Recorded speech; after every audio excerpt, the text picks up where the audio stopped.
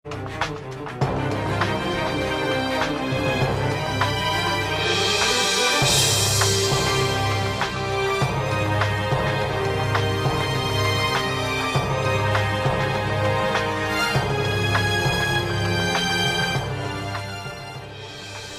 melihat video ini, kita akan mengetahui tentang tujuan adaptasi hewan dan cara adaptasinya. Halo anak-anak, apa kabar? Siap ya untuk belajar? Daun apa ini ya? Kok aneh? Kira-kira ini apa ya? Ternyata ini bukan daun. Hewan ini bernama Satanic Leaf-tailed Gecko atau disebut dengan tokek setan ekor daun. Bentuk tubuh seperti daun yang hampir membusuk untuk mengecoh mangsa dan melindungi diri dari pemangsa. Oleh karena itu, hari ini kita akan belajar tentang penyesuaian diri pada hewan. Apakah ada yang masih ingat? Adaptasi itu apa ya? Seperti halnya pada tumbuhan, hewan juga melakukan adaptasi. Adaptasi adalah kemampuan makhluk hidup untuk menyesuaikan diri terhadap lingkungannya. Adapun tujuan dari adaptasi hewan adalah 1. Memenuhi kebutuhan hidup seperti air dan makanan. 2. Mengatasi kondisi lingkungan tertentu seperti lingkungan yang sangat panas, dingin, atau lainnya.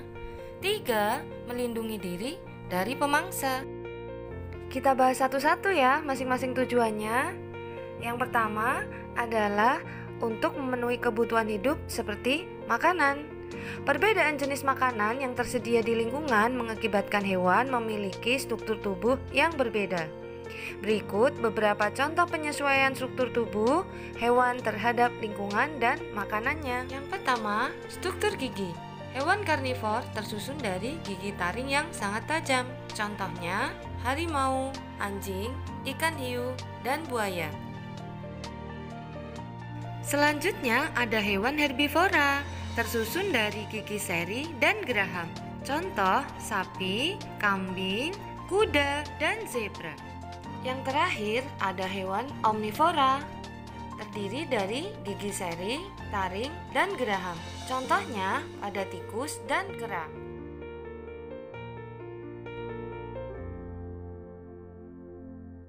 Selain gigi, ternyata jenis makanan juga berpengaruh pada bentuk paruh.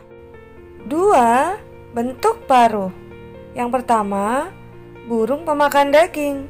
Ciri-cirinya runcing, tajam, agak melengkung yang berfungsi untuk mencabik-cabik mangsanya. Contoh, burung elang dan burung hantu. Selanjutnya, burung pemakan madu. Ciri-cirinya kecil dan memanjang untuk menghisap madu di dasar bunga. Contoh, burung kolibri. Lalu, ada burung pemakan ikan. Ciri-ciri paruhnya panjang berkantong untuk menyerok ikan. Contohnya, burung pelikan. Selanjutnya, ada burung pemakan serangga. Ciri-ciri paruhnya runcing, kuat, dan agak panjang untuk mematuk kayu dan mengambil serangga. Contohnya, burung pelatuk. Burung pemakan biji. Ciri-ciri paruhnya pendek, tebal, runcing yang berfungsi untuk memecah biji. Contohnya, burung kenari, burung pipit, dan burung gelatik. Yang terakhir, ada burung pemakan buah. Ciri-ciri paruhnya panjang dan besar untuk mengambil buah di dahan pohon. Contohnya, burung rangkong dan burung tukan. Selain dipengaruhi oleh jenis makanan, ternyata bentuk kaki burung dipengaruhi juga oleh tempat hidupnya. Berikut ini adalah ragam bentuk kaki burung yang banyak kita jumpai di alam. Bentuk kaki yang pertama adalah kaki pencengkeram. Ciri-cirinya kuku melengkung tajam dan cakar kuat untuk mencengkeram mangsa. Contohnya elang dan burung hantu. Bentuk kaki yang kedua adalah kaki pengais.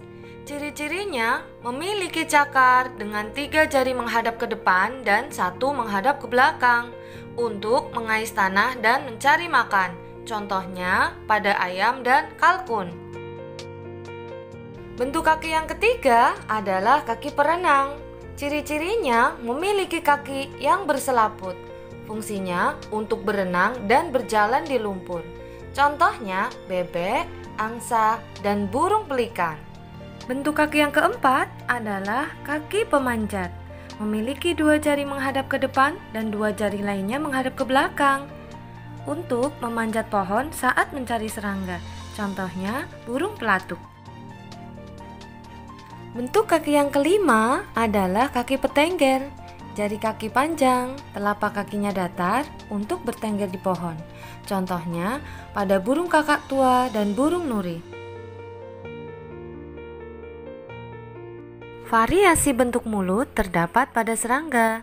Berdasarkan jenis makanannya, jenis mulut serangga dibedakan menjadi 4. Tipe mulut yang pertama adalah penggigit dan pengunyah pada belalang. Tipe mulut yang kedua adalah penjilat pada lalat. Tipe mulut yang ketiga adalah penghisap pada kupu-kupu. Dan tipe mulut yang keempat adalah penusuk dan penghisap pada nyamuk. Nah, tujuan adaptasi yang kedua adalah untuk mengatasi kondisi lingkungan tertentu.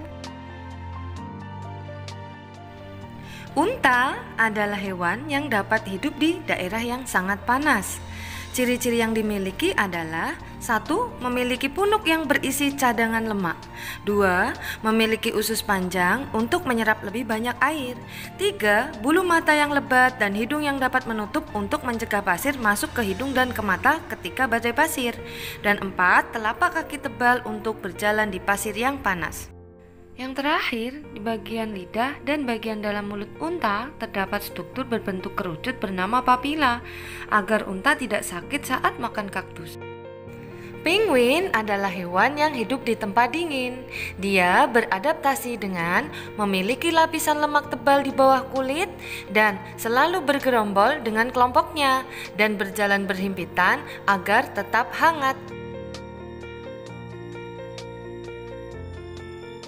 Karena hidupnya di malam hari, maka burung hantu dilengkapi dengan penglihatan dan pendengaran yang tajam dan peka untuk mencari mangsa pada malam hari. Begitu pula dengan kelelawar yang hidup di malam hari, kelelawar memiliki kemampuan ekolokasi, yaitu kemampuan untuk mendeteksi mangsa dan benda di sekitarnya menggunakan bunyi. Artinya, kelelawar mengeluarkan bunyi dan mendengarkan bunyi pantul tersebut yang dipantulkan oleh benda-benda yang ada di sekitarnya. Jadi, kelelawar dapat mengetahui arah dan jarak dari mangsa atau benda-benda yang ada di sekitarnya. Selain memiliki lapisan lemak tebal di bawah kulitnya agar terlindung dari rasa dingin, mamalia air ini juga kerap muncul ke permukaan laut jika akan menghirup oksigen saat bernafas. Dan khusus untuk paus bergigi, dia memiliki kemampuan ekolokasi sebagai alat navigasi untuk berburu ikan dan cumi-cumi di malam hari atau di laut yang dalam. Tujuan adaptasi yang ketiga adalah melindungi diri dari pemangsa. Kamuflase adalah kemampuan hewan untuk menyamarkan diri seperti lingkungannya. Jadi, suatu hewan melakukan kamuflase dengan berada di tempat yang memiliki warna atau bentuk yang sama dengan hewan tersebut. Contoh, ular hijau berada di dedaunan yang berwarna hijau agar tidak terlihat. Selanjutnya, katak berada di tanah yang memiliki warna yang sama dengan kulitnya. Mimikri adalah kemampuan yang dimiliki oleh hewan untuk merubah warnanya sesuai dengan tempat atau kondisi lingkungan, ataupun dapat menyerupai seperti spesies lainnya. Contoh, bunglon dapat mengubah warnanya pada kondisi lingkungan tertentu. Saat bertemu pemangsa, betina atau perubahan suhu, maka bunglon akan merubah warnanya. Lalat buah memiliki bentuk yang hampir menyerupai dengan lebah, sehingga saat bertemu dengan pemangsa, lalat buah akan berpura-pura menjadi lebah agar terhindar dari bahaya. Autotomi adalah kemampuan hewan untuk memutuskan ekornya pada cicak, kadal, dan tokek. Kelenjar bau pada walang sangit dan sikung.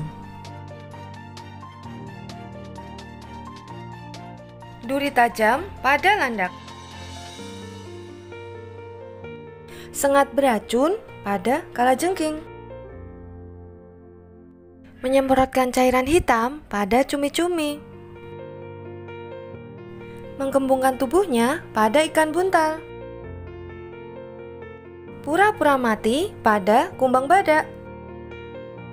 Menggulungkan tubuhnya pada terenggiling dan kaki seribu. Mengeluarkan bisa beracun pada ular. Sekian untuk materi pembelajaran hari ini. Terima kasih.